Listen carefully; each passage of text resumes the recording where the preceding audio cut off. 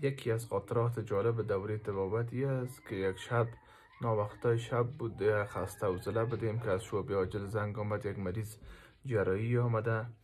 بسیار با فشار، با مشکل، به سختی بلند شدیم رفتیم شعبه عاجل. مریض وقتی که ارزیابی کردیم شکایتشی بود که مریض زیاد نفسک میزنه، نفس تنگ است، تنفس کردن نمیتونه صحیح.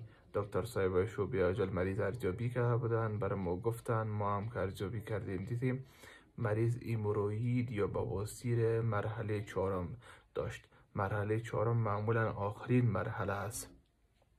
در پهلوی زی پیش از مریض خونریزی به وجود آمده بود که فعال بود، دوامدار خونریزی میداد مریض. یک کم خونریزی سبب شده کمخونی پیش مریض به وجود بیاید. کمخونی منتج به این شده که به شکل نفس تنگی اینا ظاهر شود.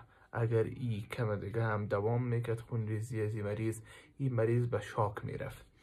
ما برای پایوازه مریض پیشنهاد دادیم، راه حل گفتیم که مریض شما باید بستر شوه. یک نکته دومی است که ما برای زیرا مایات میتیم، ضرورت باشه ارزیابی میکنیم، خون برای مریض باید انتقال شوه و مرحله سوم ما مریض عملیات میکنیم. عملیات عاجل ضرورت داره.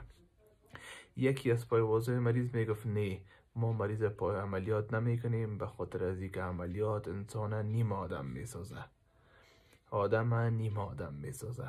بلکه پدرکلان ما که بود بواسیر داشتی، همراه پوستگه و سبزی و چی را تداوی کرده تا آخر عمر تداوی نتیجه داد و خوب شده، عملیات نکرد.